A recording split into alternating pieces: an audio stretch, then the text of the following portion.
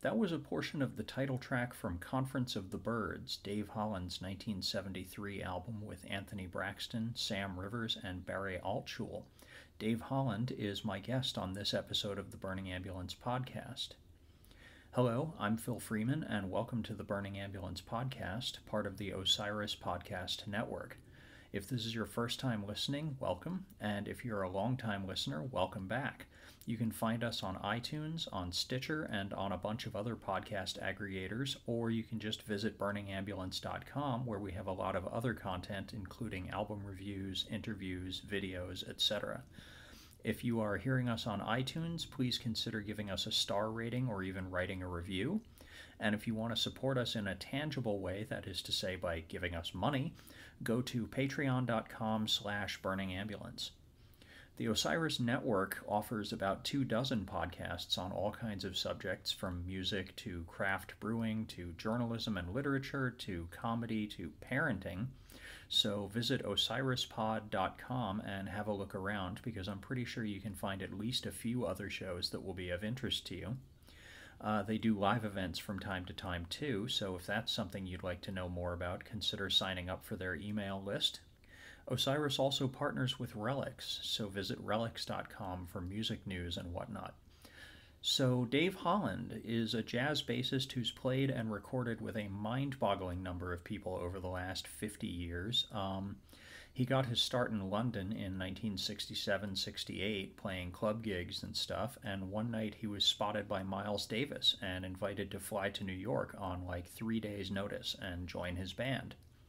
He played on the Fias to Kilimanjaro album, on In a Silent Way, on Bitches Brew, and ultimately he stayed with Miles until 1970, when he and Chick Corea both split off and formed Circle with Anthony Braxton and Barry Altschul.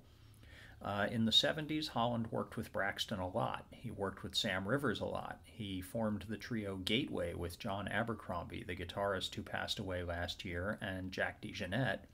And he's really never stopped working since 1968. He's led 2 different quintets under his own name, one in the 80s and one starting in the late 90s and continuing to the present day. That second quintet has also expanded at times to become an octet or a big band. Holland's newest album is called Uncharted Territory, and it's a double disc of extremely improvised music featuring Evan Parker on sax, Craig Taborn on keyboards, and Ches Smith on drums and percussion. It's extremely abstract music, and a lot of the time the group subdivides into duos or trios. There are only about 8 tracks out of 23 where the whole group is playing together. I'm going to play one of those quartet pieces now. It's a version of Q&A, which is actually another tune from Conference of the Birds, but this is obviously very different from the 1973 version. That's one of the things we discuss in this interview, along with his time with Miles Davis, the night he spent jamming with John McLaughlin and Jimi Hendrix, his time with Sam Rivers and Anthony Braxton, his work as a band leader, owning his own Dare 2 record label, and much, much more. We cover a lot of territory in this conversation, and I think you'll find it really fascinating. I know I had a really good time talking to him, so I hope you'll enjoy listening to it. So here's a little bit of Q&A from Uncharted Territory, and after that you'll hear my interview with Dave Holland.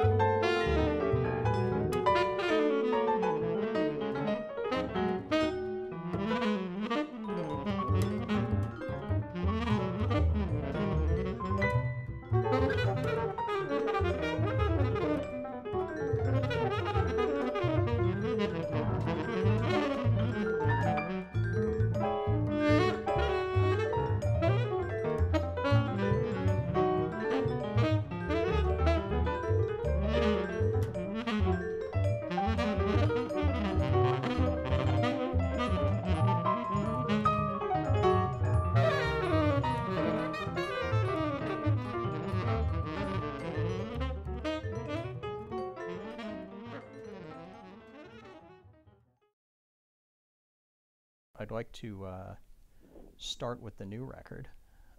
Okay. Your new album features Evan Parker and Ches Smith and Craig Taborn, and in a way it kind of closes a 50-year circle because the Spontaneous Music Ensemble Karaoban album also featured you and Evan Parker way back in 1968. So, I Yeah, mean, that's correct. In fact, that was just reissued. Evan did a wonderful remastering of it that's now been reissued. So, oh, he did the remastering himself. Oh, okay. he supervised it. Yeah, yeah. How many times have you and he linked up over the past 50 years? Often or rarely? Well, I won't say it's frequently, but there's been times, in terms of playing music together, we've done it. Not so much in the recent years.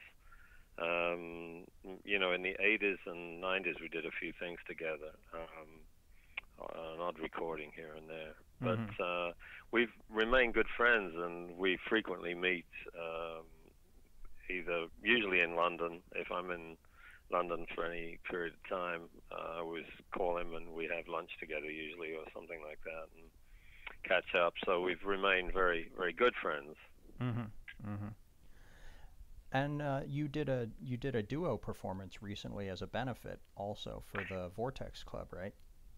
Yeah, we did.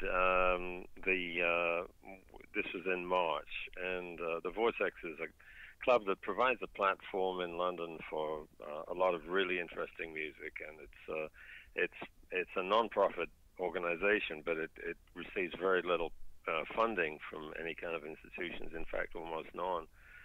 And I've been going there. I went to see Evan play there with his group a few times, and we both decided we'd like to do a benefit to help the club. And what we did, we established a fund which allows us to curate some concerts there out of that fund. And we just did the first one, which featured two bands, one from the Royal Academy of Music, one from the Trinity College.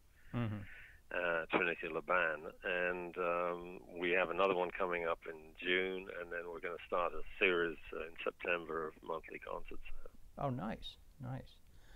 The new record is called Uncharted Territory, and I mean, I admit this is like a cheesy way of phrasing it, but you've played on literally hundreds of records in all kinds of contexts over the last 50 years. So is there really any territory that's new to you at this point? Well, I hope there is every night or every time I play. I mean, that's the goal of improvising, is to explore new avenues. The reason I guess I applied the title to this particular project is that for the large part it was something that was spontaneously improvised in the studio. Mm-hmm. So none of us really knew where we were going when we would begin recording.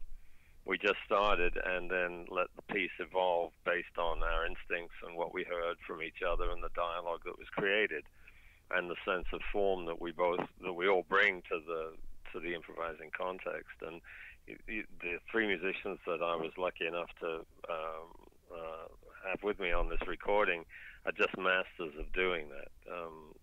Ches and Craig and Evan, they've all created a very unique voice for themselves in the music, and are very comfortable in the open improvising context. Mm-hmm. Mm-hmm. The record has there's a new version of Q&A on it from Conference of the Birds, and when I listened to both of them back to back, it kind of made me want to ask you about composition, because I mean, all they have in common is sort of like a little horn melody. So how do you compose generally? Do you compose on the bass or on some other instrument? And how much latitude do you give everybody else in the band when you're presenting a piece? Well, I always like to say I compose by any means necessary. It depends on, how you approach it. Obviously, with complex pieces, more harmony, a more harmonic context. If I'm writing for a large group and so on, I use a keyboard. Mm-hmm. I find that's useful. Sometimes in the process of practicing, I'll be improvising and come across an idea that I feel could perhaps be used for a composition. That certainly happens.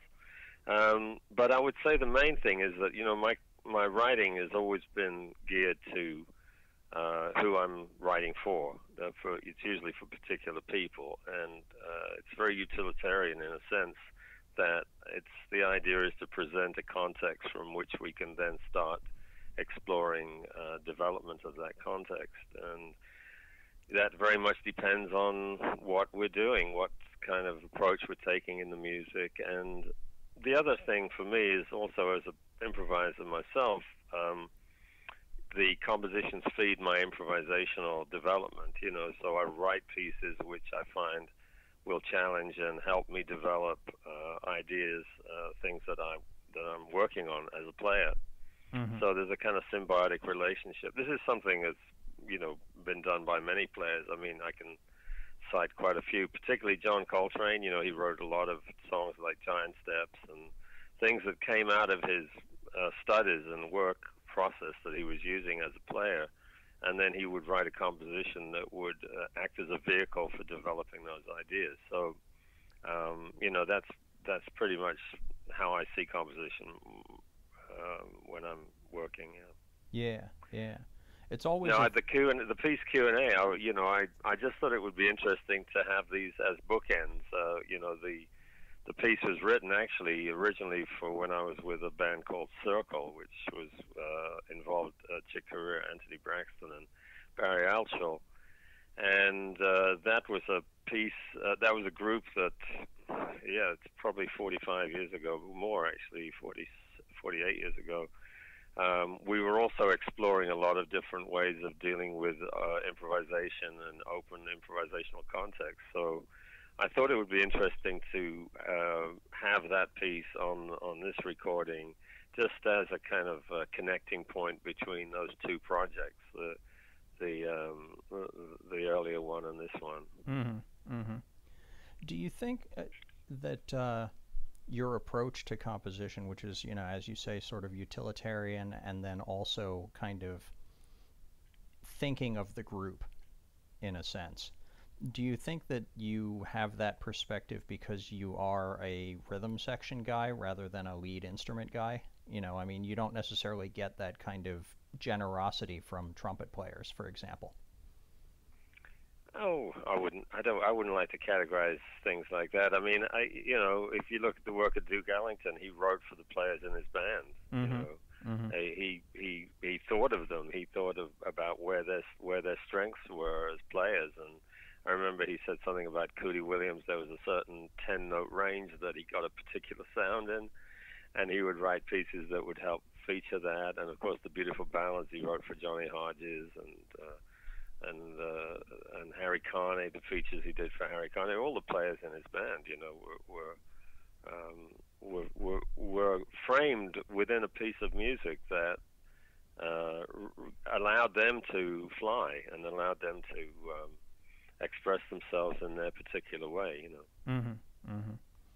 Now, I wouldn't say that. Of course, I would think that certainly a bass player, rhythm section player, that has to have an impact on how I hear things and think of things as well. I mean, I do, for instance, I like music which has a strong interactive aspect to it between the rhythm section and the horns. I always see that as a dialogue, and although maybe the horn's viewed as a soloist, it's also the great horn players work very closely with the rhythm sections. It's a conversation, a collaboration, that's created. Yeah. Now, when you first started out, like the first records that I saw when I was looking up your discography was some records with Roy Budd, the piano player. But then at the same time, I think that was the first recording I ever did, was a record called Live at Newport. It was actually Newport in Wales. They had a festival there, and it was a trio with a drummer, Chris Caron, who used to work with Dudley Moore's trio. Oh, okay. The actor and comedian, but also fine piano player. And so Chris and Roy and myself, that was my first recording. So, but at the same time, you were part of the Spontaneous Music Ensemble. So it seems like even at the beginning, you weren't drawing a line between free improvisation and more traditional jazz, which is kind of surprising because younger musicians I've found are frequently more militant about what they'll do and what they won't do. So why do you think you had that openness even that early on? I think I just love music of all kinds, and that continues to today. I mean, right now I'm in New York finishing up a tour with Zakir Hussain, the master of the tabla, and the stimulation and inspiration that and what I get to learn from playing with somebody like Zakir, who's just an amazing musician, and more than just what he plays, but how he interacts with you as a player. It just feeds my creative process and my learning process as a player, which I'm, trying to sustain even at this stage in my life. So it's and that is the governing principle that was there in the early days as well. I just wanted to know about music and enjoyed finding a way to interact with all kinds of different things. And when I discovered the sessions going on with the Spontaneous Music Ensemble at a club called the Little Theater Club, I'd go there after I'd finished another gig and join in the sessions that were going on there. My activities in London were varied. It went from playing with Coleman Hawkins to playing with Evan Parker and Chris McGregor's band, the South African band that came to London during the apartheid period. John Sermon, I was in a trio with John, and then of course working with some of the great English players like Tubby Hayes and Ronnie Scott. Yeah. So it was just as a young musician, I just wanted to learn. I wanted to learn from all these people, all these great players that I was around. And I never really thought about divisions in music. I never really thought about, that one thing conflicted with another. I just saw it as as a classical musician might one day play Mozart, another day play Bartok, another day play Xenakis, it could, or Schoenberg. I mean, it's just a wonderful variety of music, which I've always celebrated. I don't feel that one thing contradicts the other. I just think it's all a big spectrum of expression. And then the same thing goes for cultural references, like the flamenco project that I was involved with Pepe Habashuela, who's one of the great flamenco guitarists and part of an amazing family of flamenco artists. I've just did a record last year, a second record I've done with Anwar Brahim, the Tunisian oud player, and so all these things just help me,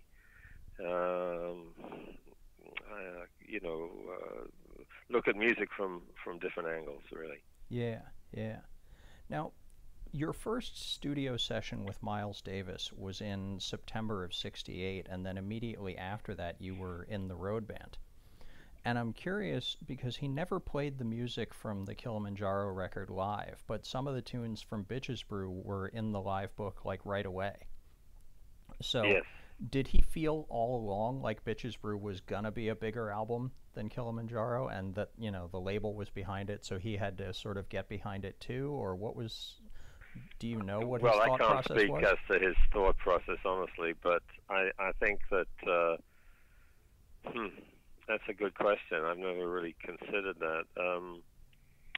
We played the record after Fida Kilimanjaro was Silent Way, and that material we did play. Yeah. So it wasn't just the Bitches Brew material that we started playing on the road. I think maybe he, I think the Fida Kilimanjaro album is a wonderfully constructed album with some fantastic compositions on it. Whether he felt that was something that he could explore further in the live setting, I don't know. We were still playing at that time the whole book of music from Around Midnight to So What to Nefertiti. It was like a historical rendering of his music from early times. There's one gig we never played Milestones, and then suddenly we were doing a gig at the Antibes Festival, and Miles had been playing Milestones with the previous quintet with Herbie and Ron and Tony and Wayne, and they'd done it very fast rather than the original sort of more medium tempo version. Well, we were on stage at Antibes, and in the middle of the set, Miles suddenly started Milestones at the medium tempo. And I remember Jack DeJohnette, the drummer, and I looking at each other and kind of big smile on our faces that he suddenly decided to play it. It was a one-time thing. It's actually on a recording. It was released, in the last few years, live in Antibes recording. And it was just out of the blue. So, I mean, why he chose the material he chose, I have no idea. I think he looked for things that had a long shelf life, you might say, things that allowed for a continued exploration of the ideas that the pieces represented. Yeah, yeah. Did you ever... Whether that's what influenced him not choosing the Fida Kilimanjaro material, I don't know. Half of that record, of course, or I think about half of it, was with the previous rhythm section with Ron and Herbie, and then Chick and I there was a slight overlap. I played with Herbie for just the first 3 weeks of my doing the gig. We had a gig at the Count Basie Club in Harlem, which was my first gig with the band in August of 1968. And then after that, Herbie got married. He went on a honeymoon, and when he came back, he decided he was going to start working on his own group, and so Chick stayed on in the band, and that became the new rhythm section with Tony on the drums for probably about 8 or 9 months longer before Jack came in. Yeah, yeah. I've never heard them, but I've seen that there are bootleg recordings of you playing with Jimi Hendrix in the studio in 1969. Can you tell me about that, like how that came together? Yeah, well, this is a period when Jimmy was really exploring a lot of new ideas, trying things with different musicians, and he was at a stage where he was starting to sort of move into another direction. He wanted to take a group of people on the road, have a tour bus and travel around America and just playing, I think he was looking, for the next stage of his music, where it would be going. And he admired Miles's work, and as I understand it, they'd had some conversations about collaborating on some things. And so one day I got a call to go down to the Electric Ladyland studio and record and go there for the evening. And John McLaughlin was there, and Buddy Miles, and we just jammed. There was no preset songs that we did. Jimmy would start a riff, and we'd jam on it for a while. And I think it was more like a jam session for him, just a chance to play and maybe play with some new people. And that's what it amounted to. But of course, he was rolling tape at the time. Yeah. And it came out as a bootleg. I'm not sure how that happened. I mean, there was never an arrangement to release the recording. I don't think there was with him either. It came out posthumously after he passed. Yeah, yeah. Your relationships, you mentioned this a little earlier, and I wanted to talk about it a little more. Because in the early 70s, you were part of a small sort of group of players, like you, Sam Rivers, Chick Corea, and Anthony Braxton, all working sort of together and separately and in various contexts. And it seemed like that was kind of a major development for you. So I'm curious what you think you learned from those guys when you were working together in, 72 to 74 or whatever. Yeah, well, regarding Chick, we were in the Miles's group together, and we started working on some music in a trio format with Barry Altshaw. And he and I at that time were both interested in exploring some other aspects of open form music, sometimes with thematic material being used as well. But that was one of the things we were looking at, and we played as a trio at the Village Vanguard must have been late '69 or yeah, late '69, I think, or maybe early '70. And Anthony Braxton came down to hear us, and that's when I met Anthony. And the next day we got together and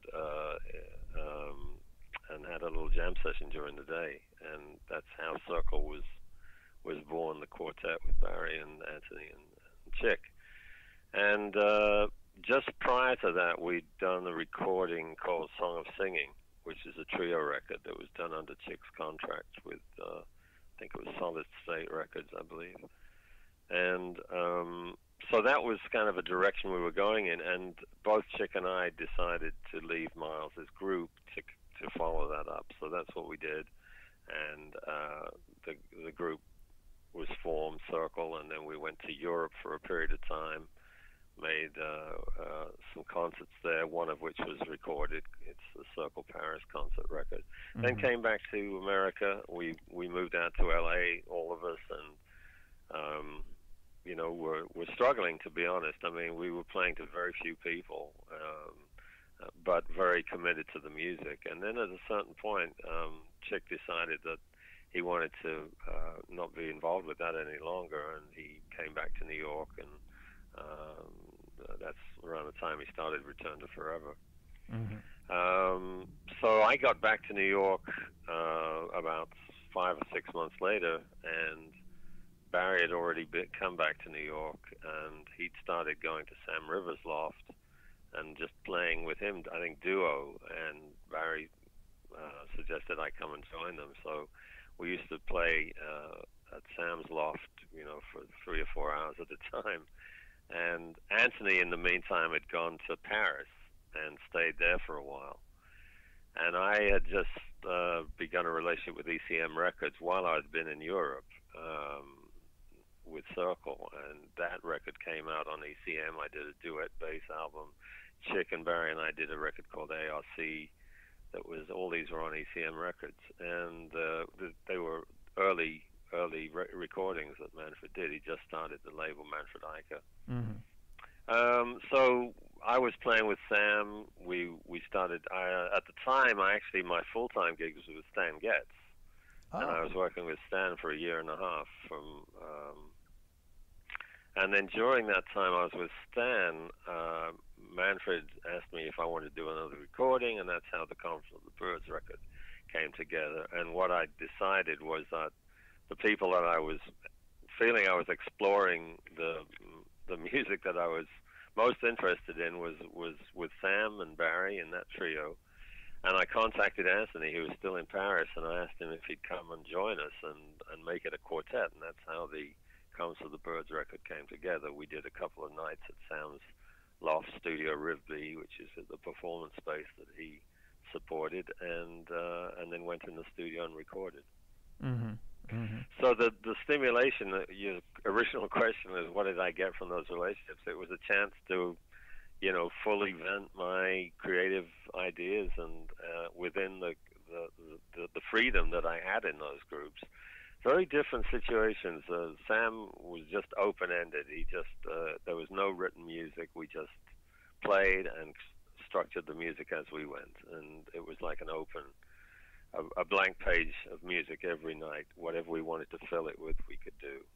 Anthony was much more of a structuralist in his composition. Anyway, I mean, not that Sam didn't compose. He wrote some amazing music. But in the small group, he liked to just go for it and just play, you know, more open. And Anthony had these amazing structural ideas that he explores still to today, and presented some really challenging compositions to play. And he formed during the 70s a quartet, and included my good friend Kenny Wheeler on trumpet, and Barry Elshaw played drums with that group. So those were the sort of relationships that I was connected with. By that time, Chick and I no longer played together. He was going in a completely different direction. So our paths didn't converge again. But the two very strong connections I had with Sam and with Anthony continued. And then there was another band that started during that time that was called the Gateway Trio Yeah. that featured Jack DeJohnette and the late John Abercrombie, and we had some amazing times with that group too. Yeah, yeah. I was actually going to ask you about Gateway since John passed away like a little less than a year ago. And Yes, I mean, sad to say, you guys made 3 albums together in the 70s, 2 as a trio and then 1 with Colin Walcott on sitar, right? And then we came back and did some more recording in the 80s too. Yeah. So what was on the first album? You wrote a lot of the music, the first Gateway album. So what was the concept of Gateway from your point of view? Well, I think Jack, I think, initiated. Jack had been doing some things with John, and he and I wanted to continue doing some playing together after we'd worked with Miles. I mean, we had started our relationship in the mid '60s when he came to London, and used to play together when he was there with for instance, Charles Lloyd's band, and he came back again with the Bill Evans Trio with Eddie Gomez, and he spent several weeks there playing at the Ronnie Scott Club, and we used to get together and play. So Jack and I had already formed quite a strong bond, which continues again to the present. And he thought this would be a nice context for us to play music in, and we hit it off right away. It had a freedom to it, but also could draw on a lot of different kind of musical directions, and we played a lot of different kinds of music. There was music we all wrote for it. I don't know that the majority of the music on that first album mine. I'm not sure. Yeah, I think it was 4 I think out John of 6. contributed some, and Jack did as well. So yeah.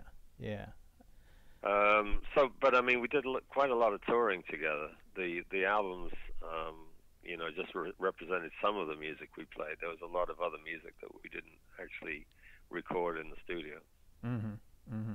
How would you describe your musical relationship with Jack DeJohnette generally? Like, what does he give you as a drummer, and what does he want from you in return as a bassist?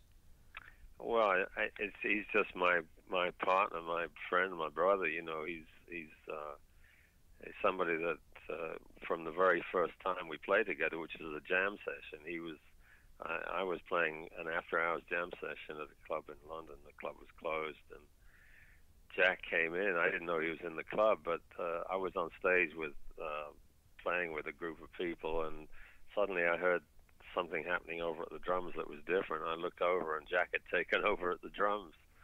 And from the minute we started playing together, it just felt perfect. It's like putting on an old suit. It just felt like fit perfectly. And we had discussions years later, a little year or two later. We were talking about records we used to practice with, and it turned out we used to often practice with the same records. When we were learning about the music, and so I don't know. It's kind of hard to put my finger on what it is. We have a feeling for the time feel. I think that's very compatible. We like to have fun with the beat, play around with it, turn it around, and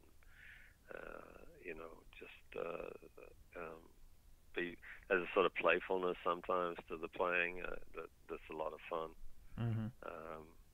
He's just a great guy, good friend. I love him, and amazing musician. Yeah. I'm a big fan of of Carlos Santana's whole sort of white suit period from about 1972 to 74, and one of the albums from that stretch is the Illuminations record with Alice Coltrane. What are your memories of that session? Carlos is a really nice guy. Just very open and loving, and he really wanted to bring together some new elements in the music, and he loved Miles's bands and loved the work that Jack and I had done with Miles, and I think he just wanted to be have a chance to to interact with us musically, and it was a very relaxed and very spontaneous kind of thing, really. I mean, the music was put together in the studio as we went, and you know, it had a very spontaneous feel to it, is what I remember, and just a good vibe. You know, we enjoyed being together and hanging out as well as making music, and I've seen him on and off on occasion. In recent times, we did a concert actually at the Hollywood Bowl a couple of years ago that Herbie put together, and Carlos was there. And then when Herbie got the Kennedy the award that year, Carlos also got the award at the Kennedy Center. I was there to celebrate it as well. Nice, nice. You also recorded with Joe Henderson a couple of times in the 1970s, and then recorded with him again 20 years later. So what was different the second time? How had you changed? How had he changed? You know, what was the relationship like? Oh,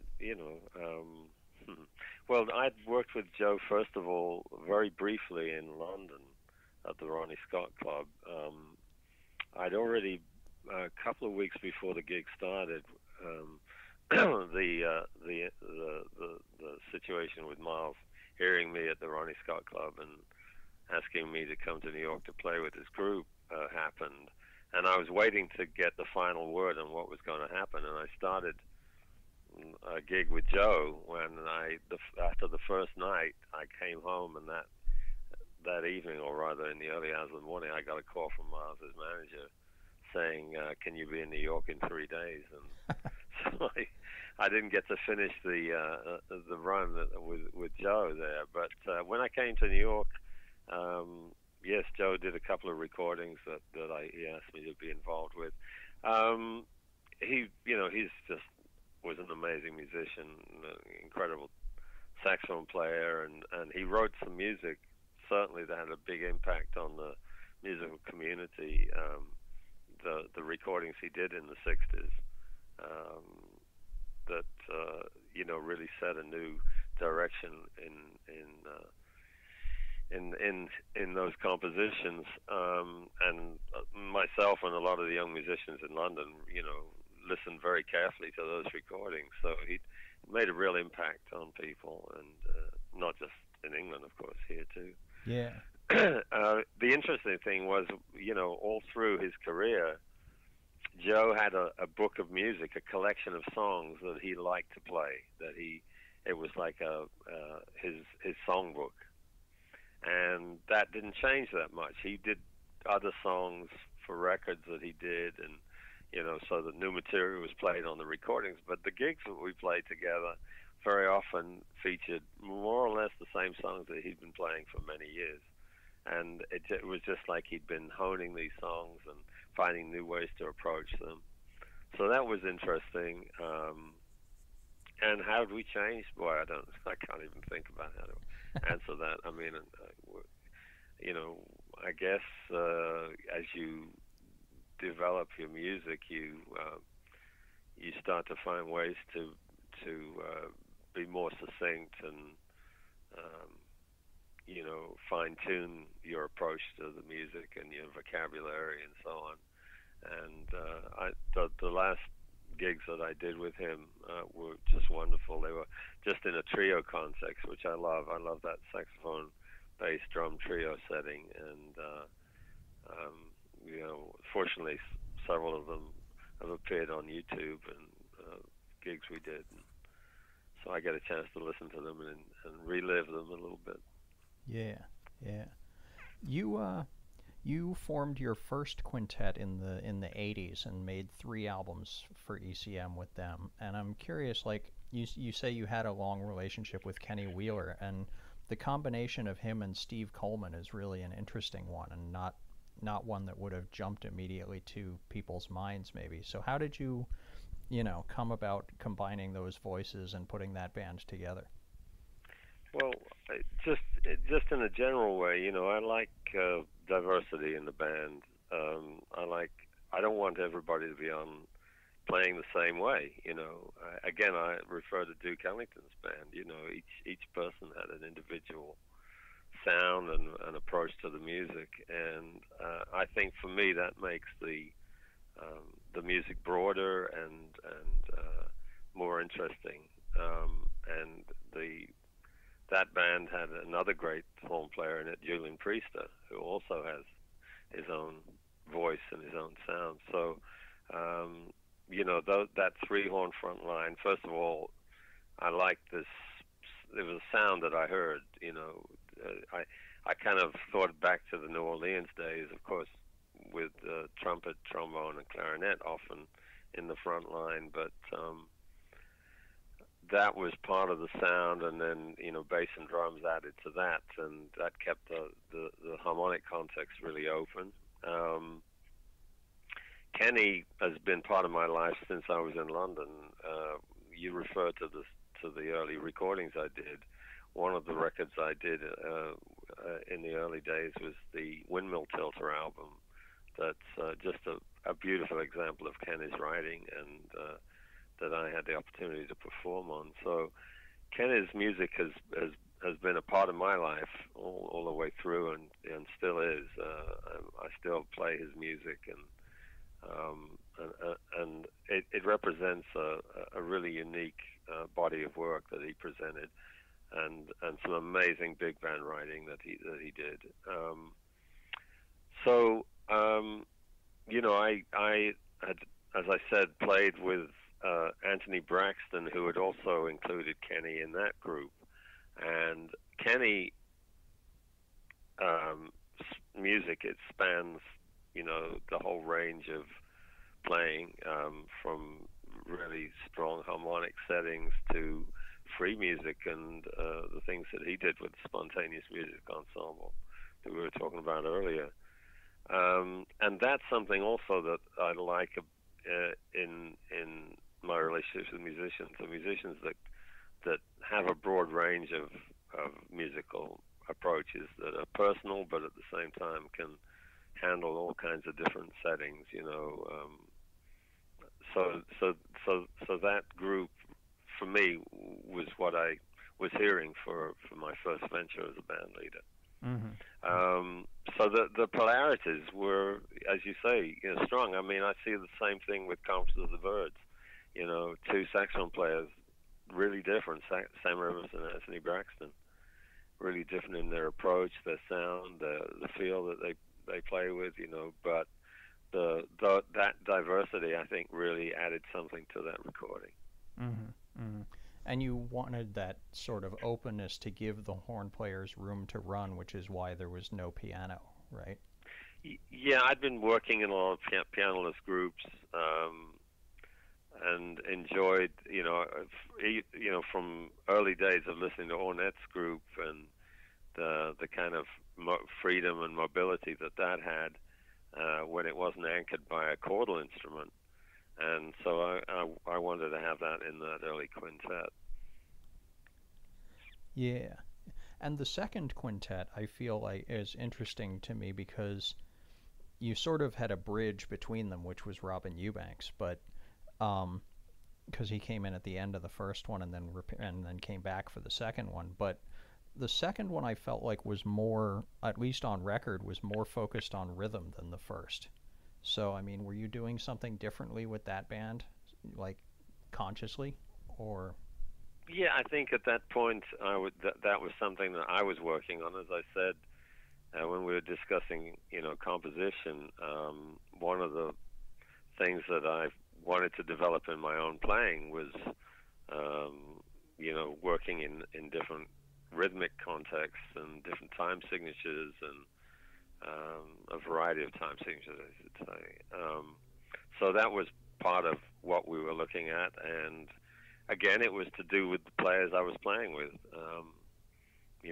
Thinking about what would be creating an interesting context for everybody to develop as a band. Mm-hmm. And so, it was largely coming from what I was looking at as a player and what I was trying to develop. There were certain harmonic approaches that I was working on as well. and and it was partly to do with what I thought would really work with that group of people. Yeah, yeah. You know, having the vibraphone there gave another percussive aspect to the music, and I think that encouraged a certain way of thinking about the compositions. And of course, the Steve Nelson, who's an amazing musician, I can't say enough about him.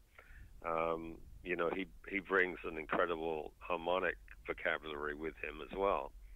And so that was another thing that I explored more in the writing I was doing for that group.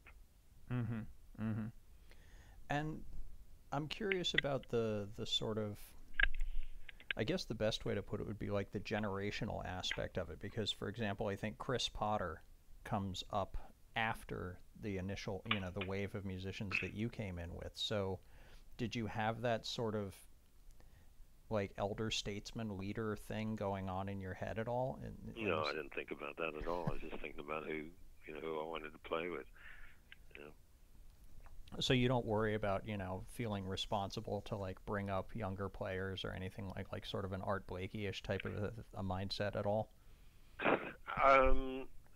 It's not that I feel responsible. I mean, it's something that I'm an equal opportunity person, you know. I mean, I just want to find musicians I want to play with, and you know, the band had some younger players like Billy Kilson and Chris, and then some players that are a little bit older like Robin and Steve, and then myself. So it wasn't really a thing of saying, okay, I got to find young players. But on the other hand, when you say, do I feel responsible? I'm involved in quite a few educational situations, and that's where I see my responsibility is trying to, encourage creativity in young people and share what I can of my experiences with them. Mm-hmm. So that is a responsibility I feel, you know. But you know, as I said, it's about the music, and yeah, I'm trying to listen to what's happening with the next generations as well. There's a, you know, it's a two-way relationship when you play with another musician, and sometimes in playing with a younger musician who perhaps have come up through more, not perhaps, definitely have come up through a time when they've been listening to you know, other music than you might have done when you were coming up as a young player. And some of that music sometimes turns out to be the music you've done yourself, you know, that I've recorded in the past, and that brings another perspective to me on what can be done. And so there's a real positive exchange, I think, cross-generational that happens in the music, and that's something I do enjoy. And again, it's something that I experience quite a bit with my teaching activities, you know. Yeah, yeah.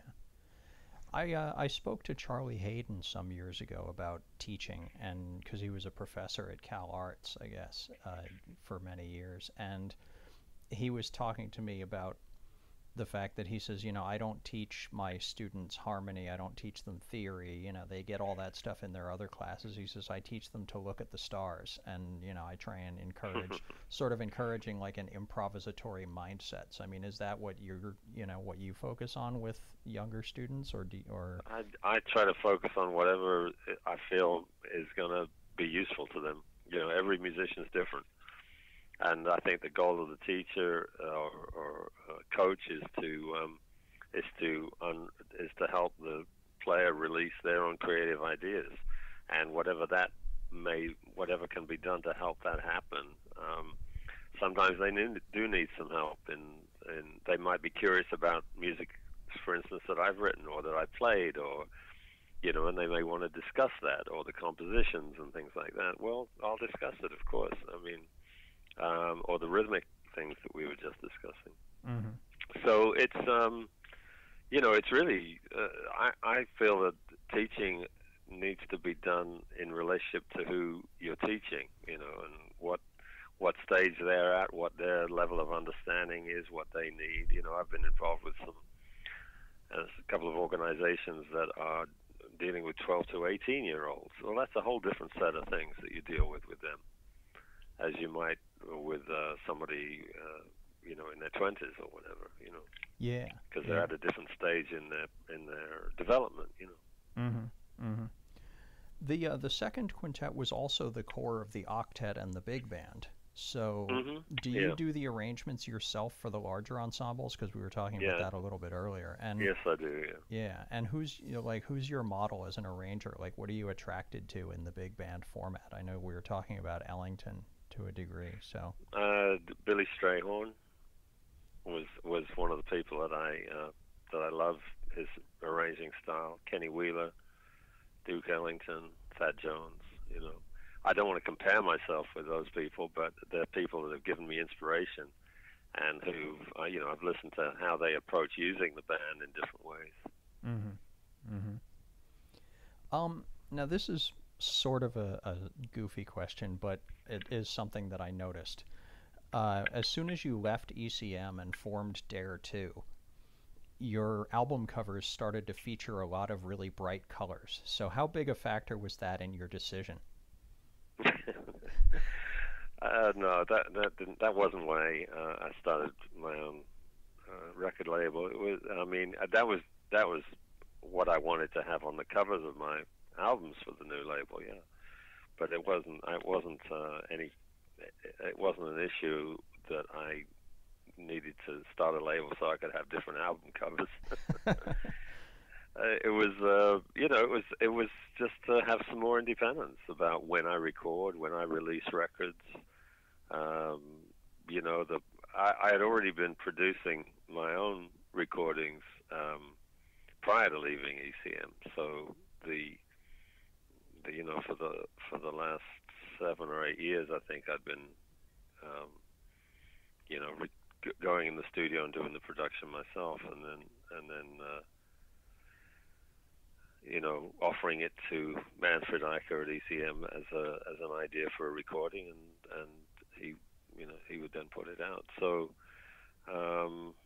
but I wanted to have, as I said, a little bit more control over some aspects of the way promotion is done, and this is not against ECM. It was not in opposition to it at all. It was merely another step in becoming an independent musician, and all the things that allows. One of which is ownership of the masters. Right. Yeah, I mean, as a business decision, generally, do you think it's worked out well for you? I mean, in what respect? In the sense of, because the industry obviously is changing a lot, seemingly day by day, in terms of revenue and in terms of distribution and all these sorts of things. So is it, have you been able to make it work and make it sustainable and everything? Yeah, we're still going. Mm-hmm. Yeah, no, I mean, the albums have been out there and reaching people, and I'm very happy with how it's been. You mentioned promotion and the changing climate of the record business. Well, that was another thing that I had some thoughts about and wanted to do and take advantage of.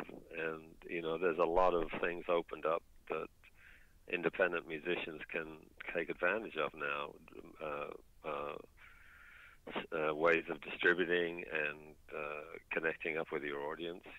The advent of the internet changed a lot of things. Mm-hmm. Mm-hmm. Some, as we know, have had some negative impact on record sales, but it's had a positive impact on the ability for the audience to access the music. Yeah, that was. And that's what I like about it. I like the fact that that somebody who wants to find an album that might not have been in a record store 20 years ago can find it instantly on the internet. Mm-hmm. Yeah, that was something I was curious about, because I know your releases are available on streaming services like Spotify and stuff like that. So you see that as a net positive, do you think? I think it would be nice that musicians could get a better revenue stream from those things. Mm-hmm.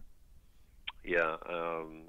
So that it's still important for us to make some money on recordings because we need to finance new recordings. Yeah, yeah. And if the records are only being listened to online, and you know, the revenue that comes from the royalties that you get from Spotify and other sources are very minimal Mm-hmm. compared to what you would get for a record sale. So, on the other hand, if you're putting out your own records, the profit margin is better than you would have if you were just going for artist royalties. Yeah, yeah. That there's some offsetting there, and I have to say that fortunately the listening audience that we have still likes to have many of them like to have copies of the recording on their shelf. Mm-hmm. Mm-hmm. Like to have the CD or vinyl. We've been putting out vinyl copies as well. Yeah, yeah. Your 2016 album, Aziza, is that a band that's going to continue? Tell me a little bit about. We're about to go to St. Lucia next week to play a festival there, and then we've got a big tour in the fall. Okay, okay. It's actually a project that I view as a kind of co-led project because we're all writing music for it, and it came together in that way. It was actually Chris and I had been talking about doing a project or getting involved in a new project, and both and Eric had been a choice for both of us as far as drummer, and we were thinking, around, what else, and we both had enjoyed working with Lionel, and Chris said, what about if we asked Lionel if he'd like to be involved, and sure enough, he did want to get involved, and that's how the band came together. Yeah, yeah. So you are planning on, possibly a second record, or, just... We haven't discussed that yet, but I don't want to jump the gun on that, but we're still playing together. We just did a concert a month or so ago as part of a series that I did for the San Francisco Jazz Center. I did they host these residences, Mm-hmm. 4-day residences, and I did a 4-day residency, and so one of the projects was Aziza. So we find opportunities to get together. Each of us has other things going on, our own projects, our own groups, and we also play with other people. So it's not going to be a band that works 12 months of the year, but we love playing together. We have a lot of fun when we do, and we wanted to do another big tour this fall, and we'll see what comes out of that. Yeah, yeah. I guess my last question is, you've got a new record out, or new-ish record, with Anwar Brahim, you mentioned earlier, and as we're talking, you're on the road finishing up this tour with Cross Currents, which is the new band with Zakir Hussain. And so I'm curious what draws you to, or what you get from non-Western musical traditions, and what you respond to from that in your own work. How that stuff inspires you. And by the way, this summer we're touring in a trio context. It's we call the Cross Currents Trio, and that's with Zakir, Chris, and myself. We've been doing a feature in the concerts of the trio when we've been doing this tour and previous tours as well. This is, I think, the third tour we've done with the band. And so we decided to do a summer tour this year with three of us. So that's coming up. Oh, cool. So just to get to your question, I guess I can refer to my earlier answer, which is just music. It's all music, and what I get from one music, it's not so much what I get; it's the interaction of playing with a musician and what they bring to the table. And it's a kind of when you play with another musician, you're reaching a commonality between you, and whether it's music from another culture, in the case of the flamenco project I did with Pepe Habashuela, or the thing with Zakir, or playing with Anwar, it's just the polarities that you that come together in a music and what that draws from you. And this happens also between musicians that work in the same genre, jazz musicians. I play with one musician, and you find different commonalities than you might with another. It's just the way music is made. It's how you play together. It's how you come to agreements about what it is that you're doing, what the music's going to be about, and what each of you bring to the table. Mm-hmm. And then you find some common ground to work with each other. That's what's inspiring to me. Now, in the case of Anwar, it's not just the the sound of the music. There's something about his music which has a very, very profound, peaceful, deeply, I'm hesitant to use the word spiritual, but it has, when we were performing, we just finished this tour together with Jack DeJohnette and Django Bates, a very fine English pianist. It brought a sense of peace to the audience that I really found very satisfying. It very special, enticing kind of music. And so it wasn't just the language, the scales, the rhythms and things that we were using, but it was also the sort of profound mood of the music that embraced everybody, and that was one of the things that was special with that. Okay, that was my interview with Dave Holland, and that's the end of this episode of the Burning Ambulance podcast, which is part of the Osiris Network. Visit osirispod.com to check out more of our podcasts, and visit relics.com for music news. I hope you enjoyed this episode, and I hope you'll come back for the next one.